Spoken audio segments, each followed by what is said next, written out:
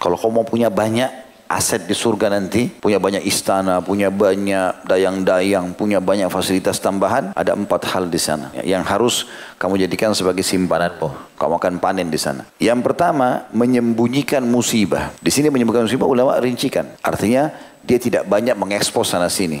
Dia hanya bicara kepada orang yang memang layak untuk dia sampaikan karena ada hubungannya. Ada hubungannya. Misal dia digibah oleh seseorang, A menggibah dia, lalu kemudian menggibahnya itu kepada si A kepada si B. Kita posisinya si C. Lalu kita dengar, ternyata si B ini ya, termakan dengan gibahnya si A. Kemudian dia tabayun, kita jelaskan. Begini dan begitu. Ya. Atau kita menggunakan si B untuk meluruskan kesalahan si A misalnya. Dan seperti itulah, makanya tidak masalah. Tapi makin antum sembunyikan, maka itu termasuk simpanan makin besar di surga. Yang pertama, menyembunyikan musibah. Yang kedua, menyembunyikan dan merahasiakan sedekah. Ini juga aset terbesar di akhirat nanti. Ya. Suka menyembunyikan sedekah. Kasih orang tidak ada yang tahu. Antara dia sama orang itu sama Allah SWT. Yang ketiga, menyembunyikan kelebihan. Khususnya dalam ibadah. Khususnya dalam ibadah. Jadi antum sholat malam, sudah sering puasa. Berapa tahun pun berlalu orang tidak pernah tahu antum kerjakan itu. Tidak ada yang tahu. Ya. Tidak usah bilang, saya sudah sholat malam. Ya 10 tahun lah saya jaga. Saya puasa Senin Kamis, alhamdulillah sudah 30 tahun. Terus apa? Dapat apa? Setelah orang itu paling bilang, oh hebat ya. Terus kenyang perutnya? Tambah subur rambutnya? Tambah banyak duitnya? Gak ada. Ini yang sering saya bilang. Kadang-kadang orang kejar pujian orang. Ini lidahnya sepanjang ini. Kamu hebat. Terus bisa dimakan jempolnya. Terus yang keempat, menyembunyikan penyakit. Kecuali pada ahlinya. Karena ulama membahas, artinya dia tidak berbicara kecuali kepada ahlinya saja. Misal dia sakit, ya dia datang konsultasi sama dokternya. Dok saya sakit ini tujuannya untuk mendapatkan manfaat. Tapi maksudnya panduan supaya minum obat apa segala macam. Tapi selain daripada ini mereka tidak pernah sebutkan. Dan ini yang dimaksud tadi dengan kasus Shuraih. Ulama menanggapi kisah Shuraih tadi yang matanya 5 tahun tidak melihat itu, dia maksudnya tidak ada yang tahu kecuali orang yang dia konsultasi dokter. Bahwasanya dia punya masalah di penglihatannya, seperti itulah. Karena ini tidak bentrok dengan dalil syar'i. Nabi SAW mengatakan, sesungguhnya Allah tidak turunkan penyakit kecuali Allah turunkan bersamanya obat, maka berobatlah wahai hamba-hamba Allah. Saya konsultasi pada ahlinya. Dan Allah mengatakan dalam Al-Quran, fas'alu ahla dzikri in kuntum la ta'lamun. Tanyalah orang-orang ahlinya kalau kalian tidak tahu, gitu kan? Berarti kita boleh menyampaikan, tapi jangan semua orang. Ada orang flu satu kampung tahu kalau dia flu. Untuk apa? Manfaatnya apa gitu kan? Kemudian teman-teman sekalian, Fudail bin Iyad rahimahullah berkata, Fudail bin Iyad ini pernah saya sebutkan kisahnya ya, banyak kisah-kisah soleh beliau. Ini dulu bekas perampok yang akhirnya sadar karena dia mau merampok rumahnya orang. Rupanya orang itu lagi sholat malam membaca ayat Quran, dia tersentuh, akhirnya dia sadar gitu kan. Dulu orang kalau lewat di tempatnya Fudail bin Iyad suka menghadang orang ini, pasti mereka takut. Fudail ini termasuk perampok yang sendirian tapi seperti satu kaum dulu sebelum dia sadar gitu. Jadi orang biasa merampok kelompok-kelompok, banyak orang, dia tidak, dia sendiri. Sampai ada beberapa kisah dinukil tentang kesadarannya. Ada yang satu dia mau masuk dalam kota, dia mau merampok, dia manjak tembok. Kemudian ada orang lagi sholat malam, pemilik rumah, lalu dia dengarkan ayat Al-Quran. Alam ya'ni alladhina amanu an takhsha qulubuhum li dzikrillah wa ma nazala minal haqq. Artinya, belum tibakah saatnya orang-orang beriman itu tersentuh hatinya terhadap apa yang Allah turunkan dari kebenaran, makanya tersentuh dengan ayat itu tersebut, lalu dia masuk ke dalam masjid, gitu kan? Lalu kemudian dia sadar, intinya itu. Ada riwayatnya yang menjelaskan dia sadar gara-gara satu waktu ada satu kafilah lewat, dia mau serang, terus dia dengar perkataan mereka mengatakan, di sini ada satu orang yang sangat buruk namanya Fudail. Tidak ada seorang pun lewat kecuali pasti dibunuh sama dia. Maka hati-hatilah kalau lewat di situ. Lalu dia berpikir, kenapa manusia sampai setakut ini dengan saya? Lalu kemudian dia sadar, dia bertobat. Intinya Fudail dulunya buruk, tapi subhanallah Allah tidak lihat masa lalu seseorang. Dia pun sadar dan dia menjadi ulamanya muslimin. Dia bersahabat sama Abdullah bin Mubarak rahimahullah. Ini ulama tabi'in yang sangat terkenal. Sampai Abdullah bin Mubarak waktu jadi sahabatnya Fudail, dan dia lihat Fudail ini belajar, banyak hafal ayat Al-Quran, hafal hadis, terus selalu tersentuh orang dengan nasihat-nasihatnya karena memang dia seorang praktisi. Maka kata Abdullah bin Mubarak, sungguh Fudail adalah tanda-tanda kebesaran Allah di muka bumi. Fudail ini pernah mendengar seseorang mengadukan cobaan yang menimpahnya. Maka dia berkata, bagaimana mungkin engkau mengadukan yang merahmatimu kepada orang yang tidak memberikan rahmat padamu? Kan sekarang yang uji kita siapa? Yang buat kita lapar, yang buat kita sakit, yang buat kita apa semua ini cobaan-cobaan. Siapa yang buat itu semua? Allah SWT. Allah ciptakan itu dan Allah datangkan dia.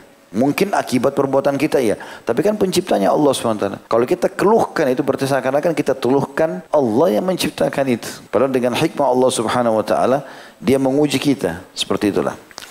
Oleh karena itu teman-teman sekalian, kita harus faham bahwasanya kalau Allah mencintai seorang hamba, Allah akan mengujinya. Ya, kalau orang beriman, dari ini sering kita bahasakan. Jadi cobaan itu kalau Allah belikan, maka cobaan itu tujuannya untuk membersihkan dosa dia atau justru mengangkat derajatnya. Ya. Sebagaimana hadis Anas radhiyallahu anhu, dan hadis ini diriwayatkan Imam Bukhari jilid 7 halaman 151.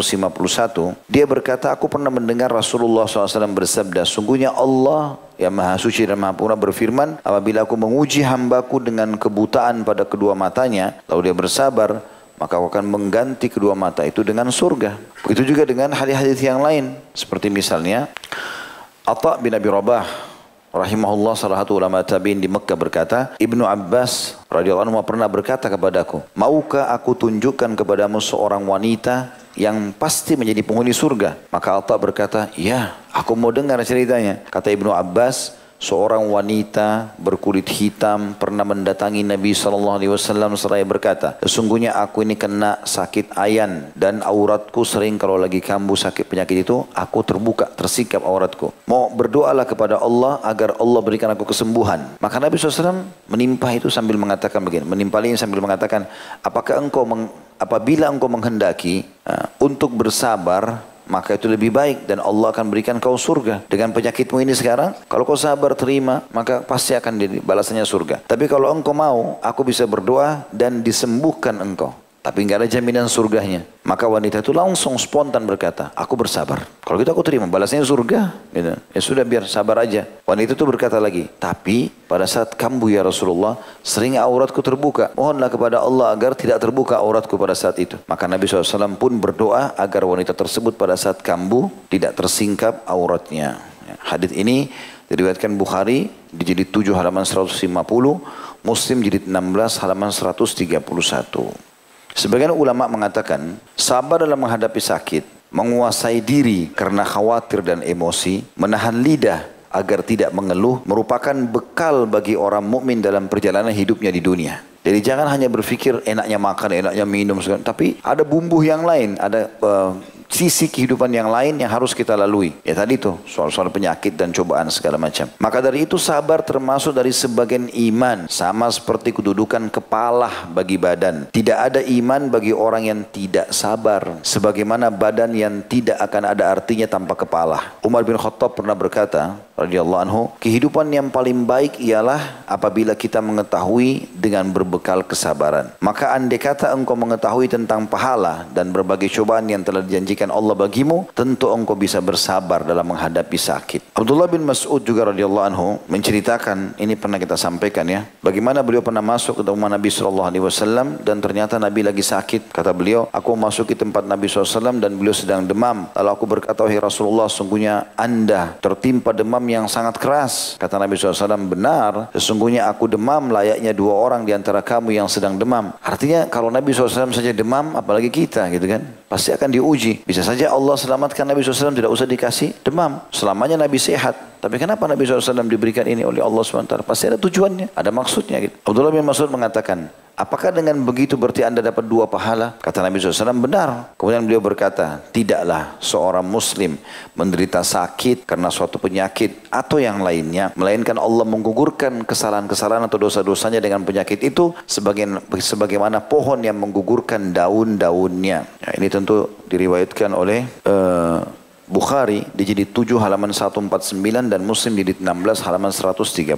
Dalam hadis yang lain diriwayatkan Imam Bukhari juga masih di jilid yang sama, jilid 7, cuma halamannya 148 149. Imam Muslim juga riwayatkan di jilid yang sama 16 sama halaman 130 bahwasanya Abu Sa'id dan Abu Hurairah radhiyallahu anhu berkata, keduanya pernah mendengar Rasulullah SAW bersabda, tidaklah seorang mukmin ditimpa sakit, letih, demam, sedih hingga kekhawatiran yang mengusiknya, melainkan Allah akan membersihkan dosa-dosanya. Jadi semua itu akan ada manfaat bagi orang-orang beriman dalam menghadapinya. Jadi kalau kita sabar, kita terima, alhamdulillah, maka itu solusinya. Kalau kita tidak terima, sebagaimana Umar bin Khattab katakan, itu berarti akan jadi masalah buat dia. Teman-teman sekalian, disebutkan juga di dalam banyak ayat-ayat Al-Quran, bagaimana orang-orang yang sabar itu akan mendapatkan balasan yang sangat besar. Ayatnya banyak ya, tetapi hal yang sangat menarik itu di Al-Baqarah surah nomor 2 ayat 177, Allah Subhanahu wa taala berfirman dan memastikan salah satu yang menyebabkan iman itu dinilai sempurna dan sangat baik, pahalanya juga besar, orang itu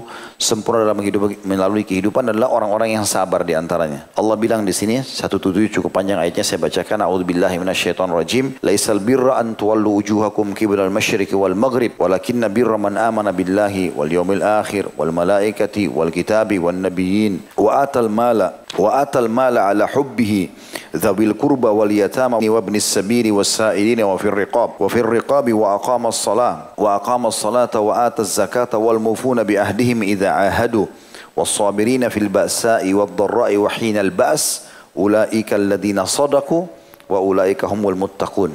Artinya, bukanlah kebajikan itu, kesolehan, kepatuhan dinilai dari kamu mengarahkan ke timur dan ke barat. Ya, karena orang-orang Yahudi ya memperolok-olok Nabi SAW sambil mengatakan, dan kaum muslimin, kalian juga ibadah menuju ke kiblat kami, maksudnya ke Masjid Aqsa, sampai Allah menyuruh Nabi SAW mengalihkan ke Masjidil Haram. Maka Allah tekankan di sini, bukanlah kebaikan itu kau menghadap timur dan barat, tergantung perintah Allah itu. Tapi kebajikan itu adalah pada saat kau beriman kepada Allah, beriman kepada hari kiamat, maksudnya mengejar surga, takut hisab hari kiamat, khawatir masuk neraka, dan beriman tentang keberadaan malaikat-malaikat, kitab-kitab, nabi-nabi, dan memberikan harta yang terbaik untuk kerabat, anak-anak yatim, orang-orang miskin, orang terputus jalan, dan juga orang-orang yang meminta-minta. Dan juga dalam pembebasan budak, mendirikan sholat, menunaikan zakat, dan orang yang selalu menepati janji yang sudah dia ucapkan. Serta, ini saksi bahasan kita, orang-orang yang selalu sabar dalam keadaan ya, susah, selit, ataupun senang. Dan juga pada saat peperangan sedang berkecamuk, mereka adalah orang-orang yang jujur dengan keimanannya, dan mereka adalah orang-orang yang bertakwa. Jadi, di antaranya adalah orang yang sabar dalam cobaan-cobaan ini, dianggap mereka setara dengan orang-orang yang beriman kepada rukun iman semuanya. Allah, malaikat, kitab-kitab, hari kiamat, para rasul, dan seterusnya. Juga disebutkan bahwasanya surga itu hanya akan dimasuki bagi orang-orang yang sabar. Dalam surah Ar-Ra'd ayat 23-24 Allah berfirman, A'udzubillahi minasyaitonirrajim. Wal malaikatu yadkhuluna 'alaihim min kulli babin salamun 'alaikum bima sabartum fa ni'ma 'uqbad dar. Sedangkan para malaikat masuk ke tempat-tempat mereka dari semua pintu, maksudnya istana-istana mereka, sambil mengucapkan keselamatan buat kalian terhadap atau atas kesabaran kalian, maka alangkah baiklah tempat kesudahan itu. Sebagian ulama mengatakan tentang tafsir ayat selanjutnya surah Az-Zumar ayat 10, A'udzubillahi minasyaitonirrajim, innama yuwaffas sabiruna ajran bighairi hisab.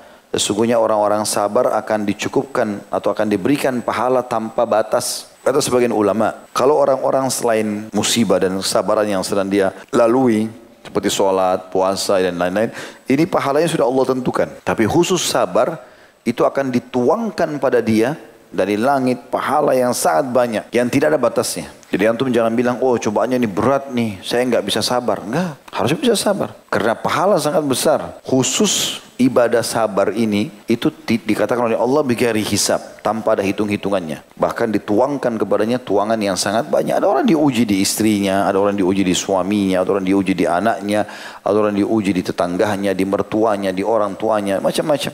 Di pekerjaannya, tapi semua orang diuji. Apalagi kalau kita orang beriman, maka ujian akan datang untuk menguji apakah memang iman kita akan bagus dan apakah iman kita sempurna atau tidak. Dan ini untuk naik kelas. Masa antum tiba-tiba naik dari kelas 1 ke kelas 2 SD tanpa ujian? Di dunia aja dilakukan itu. Mau naik kelas 3, lebih pintar, kurikulumnya berbeda, bertambah ilmunya, ujian lagi. Mau naik kelas 5, 4, ujian lagi, kelas 5, ujian lagi, kelas 6, ujian. Terus begitu ujian. Ya, sampai ke pasca sarjana, S2, S3, Padahal dia tinggal tulis saja sebenarnya, tapi diuji. Di situ baru nanti ada pengakuan, oh ini orang memang sarjana S1, oh ini S2, oh ini tamatan ini dan itu, kan gitu. Karena memang dia sudah diuji. Dan Allah memastikan dirinya sebagai Tuhan pencipta yang menciptakan kita, yang menciptakan nikmat yang ada sama kita, yang menciptakan juga rasa syukur itu, yang menciptakan kita, yang menciptakan cobaan pada kita, yang juga menciptakan sabar itu dan solusinya. Allah mengatakan dalam surah Al-Imran 146, A'udzubillahi minasyaitonir wallahu yuhibbus sabirin. Dan Allah sangat mencintai orang-orang yang sabar. Jadi ini sebuah hal yang luar biasa. Bagaimana Allah SWT mengingatkan masalah itu.